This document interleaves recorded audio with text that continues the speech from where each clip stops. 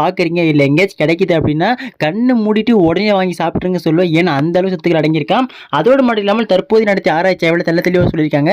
இந்த நட்சத்திர பழத்தில் வந்து பார்த்தீங்கன்னா நம்ம உடலுக்கு தேவையான அனைத்து விதமான ஆற்றலும் தருதாங்க. அதோடு முக்கியமாக சொல்லப்போனால் இந்த நட்சத்திர பழம் வந்து பார்த்தீங்கன்னா ரொம்ப அரிதான பழமாக இருக்கும். பழைய இடத்துல கிடைக்க மாட்டேதான், ஒரு சில இடங்கள்ல தான் கிடைக்குதுன்றாங்க. ஸோ இதனாலே பார்த்தீங்கன்னா நம்ம மருத்துவர்களும் சரிங்க, இந்த பழத்தை ஆய்வு செஞ்ச ஆராய்ச்சியாளர்களும் சரி சொல்ற ஒரே வார்த்தை என்னன்னா, இந்த பழத்தை வாரத்தில் ஒரு முறை சாப்பிடுங்க, இல்லை மாசத்துல 4-5 தடவை சாப்பிட்டாலே போதும், உங்க உடலுக்கு தேவையான முக்கால்வாசி சத்து கிடைக்குமாங்க. அந்த அளவு சத்துக்கள் அடங்கியிருக்கின்றாங்க.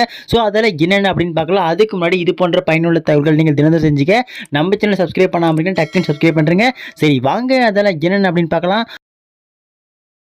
ஸோ முதல் விஷயங்க, இந்த நட்சத்திர பழத்தோட சுவை எப்படி இருக்குன்னா இனிப்பும் புளிப்பும் கலந்த மாதிரி சுவை இருக்குமாங்க. இந்த பழத்தை நீங்கள் கழுவிட்டு அப்படியே டேரெக்டாக கூட சாப்பிடலாமா. அதோடு மட்டும் இல்லாமல் இந்த பழத்தில் முக்கியமாக என்னென்ன சத்துக்கள் இருக்குன்னு சொல்கிறேன் பாருங்க.